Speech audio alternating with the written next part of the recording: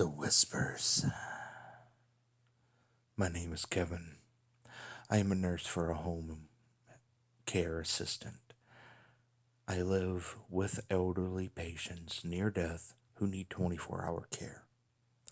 I was told to take care of a lady named Ethel. I didn't realize what I was accepting. On days like today, I know I will be very busy. So I go to work expecting a ton of paperwork because as of right now, I don't have a home care assignment. As I enter my office, I ask my boss, Karen, what today's assignment is. And expecting a huge amount of paperwork, Karen tells me that she has a patient, a Miss Ethel, for me to go see and take care of. Explains to me that she is a 78-year-old woman who only has a few weeks according to her doctors, and her personal insurance is willing to pay for 24-hour care. Explains to me that she lives in a mansion out in the middle of nowhere, and I start tomorrow. Of course, I am excited to accept this job. It has been a while. So I tell her, yes, I'll want to go home now, get ready, and leave at 4 a.m. the next morning.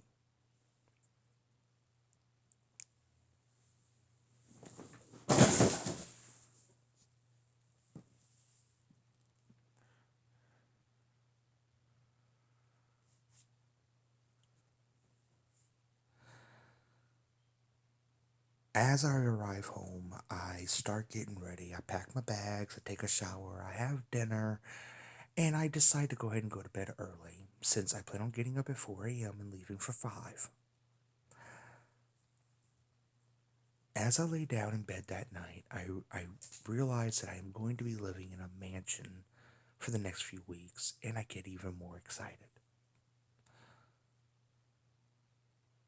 After waking up at 4 a.m., I get my breakfast in me, have a few cups of coffee, and decide to leave about 5. I start heading toward Miss Ethel's place, and once I know I'm getting pretty close, I decide to stop and get a bite to eat, being it is around noon and I would hate to go arrive there hungry. I stop at a little diner that looks pretty quaint. There's a gas station attached to the diner, so pretty sure it's going to be short order cook type food, and I was okay with that. As I'm sitting and waiting on my meal, there's a fairly nice older gentleman at the end of the counter asks me what brings me to that area. And I explained to him that there's a lady out on Dyer Way Road who needs a little assistance in a time of need, and I'm going to be staying with her for a while. His eyes went blank strangely, and he didn't even finish his meal. He stood up instantly and just walked away, which confused me greatly. But I didn't worry about it. I just continued to go ahead and eat the fries and burger that the waitress had just left in front of me. As I was leaving, after paying my bill, the waitress stopped me and all she said was, "You be careful." I asked her why she said that, but she would not respond, so I just left. After arriving at the client's house, I realized just how big it is and how amazingly built it is. A Victorian style home, all the trimmings, an amazing home with a large amount of land. I could not believe that I would be living here for a few weeks.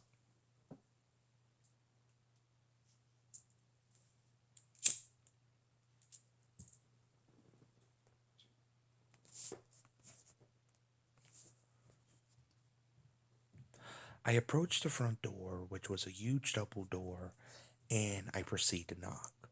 And I hear a voice from the other end, "Enter, it's open," from the other side of the door. So as I enter this huge foyer area with a staircase leading up,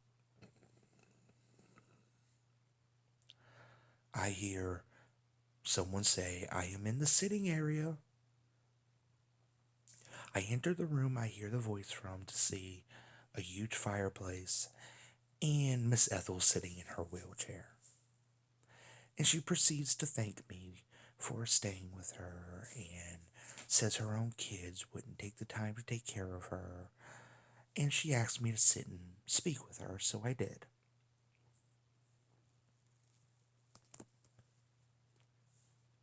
She was so sweet and caring. It was amazing. She was so nice. And I proceeded to explain to her that her home is amazing and it's so big. And I asked her what she did for a living.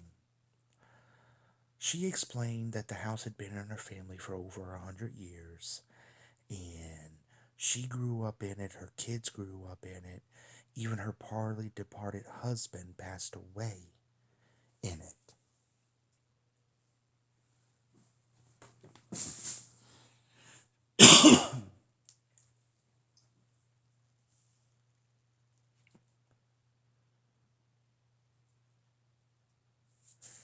And then proceeded to say that these walls had seen so much, and yet they still stand. I proceed to go over medical information with her, like allergies and things like this, thinking I would be doing the full service act of cooking, cleaning, and everything of this huge home, and wasn't greatly looking forward to that aspect of it. When a older gentleman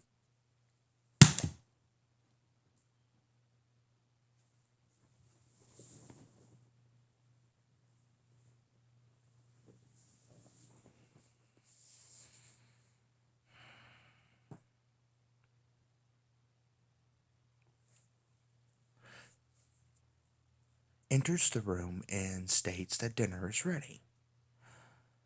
With shock in my voice, I state, "You have a cook and a butler, ma'am?" And she explains that she does, but none of her staff has medical experience, and she was wanting to have someone that was a registered or qualified nurse. I understood greatly and was greatly relieved that I would not be solely taking care of this huge home. I sit down with her in the meal area, the dining room, and it was the most amazing meal of veal, potatoes, and vegetables. Everything was perfectly cooked, perfectly made, perfectly seasoned. I could not believe it. And then she continues to explain that she was glad I enjoyed the meal.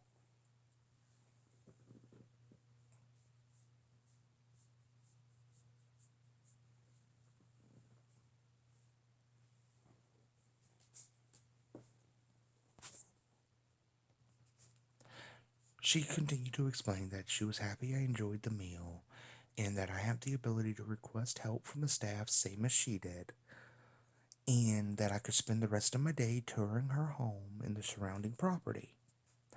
But she did request that I refrain from visiting the basement, stating that her husband's personal effects were still down there and she wished them to remain undisturbed. I understood this aspect very well. I had taken care of a few widowers and widows before, and they take their loved one's property very personally. So I respected that aspect as she retired to the sitting area once again, and I started to walk around. First, I decided to explore the second floor.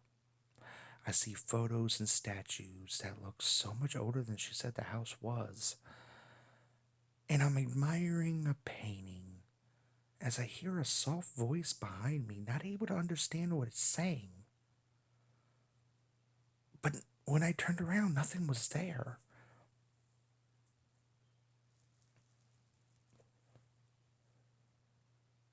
I couldn't understand what it was behind me. I just chalked it up to my mind playing tricks on me, I guess. As I went back downstairs, I see that Ethel is no longer in the sitting area. I assume she's decided to want to go to bed, so I sit in front of the fireplace and just admire the beauty of this fireplace. Hand carved stone, the wood seemed to be perfectly preserved. It was an amazing fireplace. Come, come to, to us. I hear that from behind me. I stand up and turn around, but nothing is there. Once again, I just shake it off and decide to go ahead and head to my room for the night.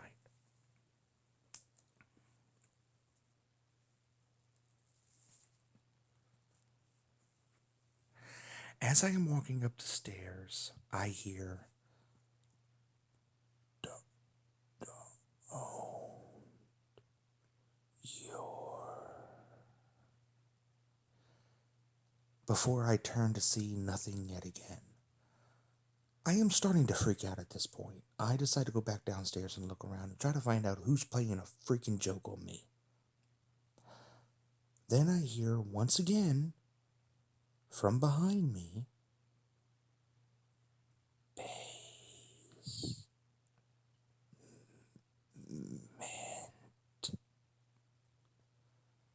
It was soft, like softer than a whisper, but I heard it, and my interest was piqued. So I walked toward the kitchen slowly, hoping that no staff is around. Luckily, there wasn't. So as I approached the basement door, I hear, "We are."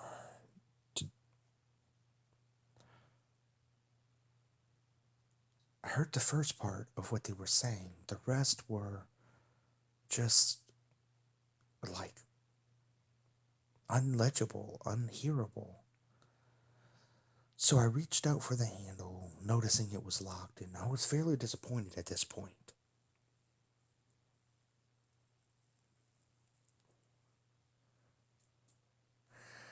I turn away, just deciding to let it go and go back to bed, when I hear the door handle turn and the door creak open. I turn to see the door cracked and an unusually cold breeze blow past me as I hear, "Hurry, you need," and I couldn't understand the rest of what they were saying. So I'd start heading downstairs, hoping for some answers to the delirium that is in my head right now. The stairs are creaky, and as I reach the bottom, I see a light from behind a cracked door. "Come," is whispered into my ear again, though nothing is there. So I enter the room with the light and I see a huge picture with a candlelit room. This picture was of a man, but I couldn't quite make out who he was. It was very old. I turned to see a girl in white. She was pale in hair, and her hair was long and blonde. And then I realized I could see through her. And I started to run.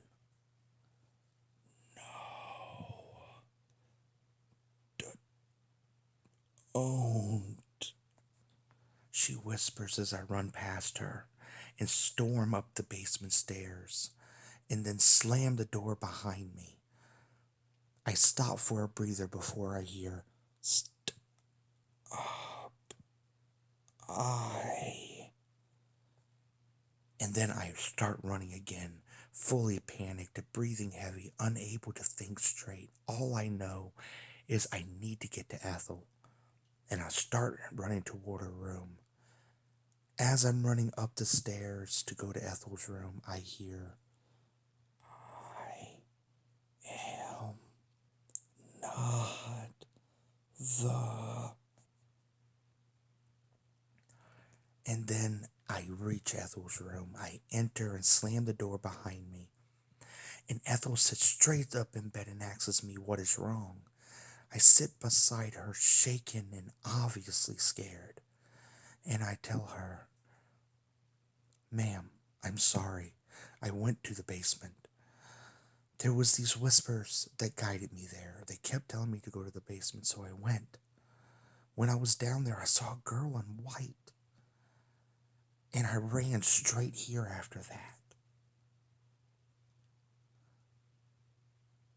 They don't usually try and warn them this early."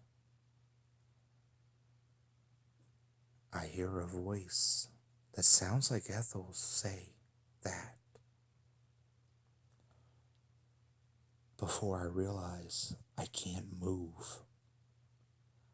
She and the others are getting stronger, but no matter. You see, they were trying to help you. My eyes widen as I see Ethel is now different. Her eyes red, voice raspy, skin gray. They wanted to save you from me. You see, human males sustain this body while I possess it. And I've had it for 200 years. The fear in my heart was screaming. I wanted to cry and I wanted to get out of there. There was a monster in front of me. But I couldn't make a sound. Not even a whisper would leave my lips as her hand stretched out to grab me.